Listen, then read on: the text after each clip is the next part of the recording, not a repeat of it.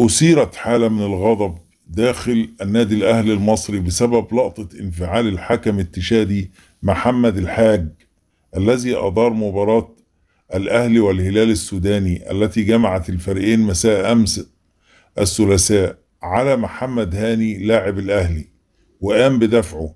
وفاز فريق الأهلي على الهلال السوداني بهدف نظيف في المباراة التي جمعتهما في استاد القاهرة الدولي في دور ربع النهائي لبطولة دوري أبطال أفريقيا.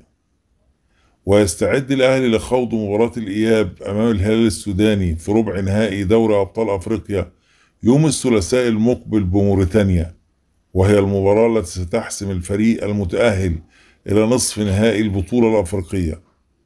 وظهر في مقطع مصور تم تداوله على مواقع التواصل الاجتماعي محمد هاني وهو يشتبك مع أحد لاعبي الهلال السوداني، ليتجه بعدها الحكم التشادي محمد الحاج إلى لاعب الأهلي محمد هاني ويدفعه بقوة في مشهد أثار جدلا واسعا.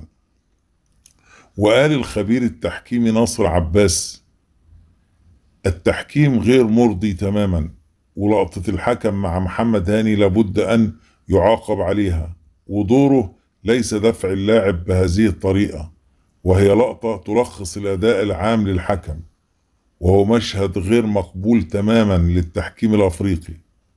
وأضاف الحكم الدولي محمد عباس: تعليمات الحكام واضحة أنه يجب ألا يلمس اللاعب، وهو يمتلك بطاقات ملونة يقدر يستخدمها فقط، واعتقد أنه سيتم وضع ما فعله الحكم ضمن تقرير الكاف للمباراة.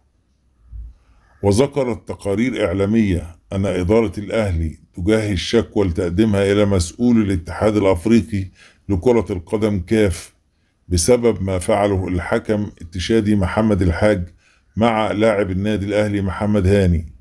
ويذكر أن الهلال كان تأهل إلى هذا الدور بعدما تصدر مجموعته على حساب كل من مولودية الجزائر، ويانج أفريكانز التنزاني، وتيبي مازيمبي الكونغولي، فيما اكتفى الأهلي بوصافة مجموعته في دوري أبطال أفريقيا خلف أورلاندو بيرتس الجنوب أفريقي.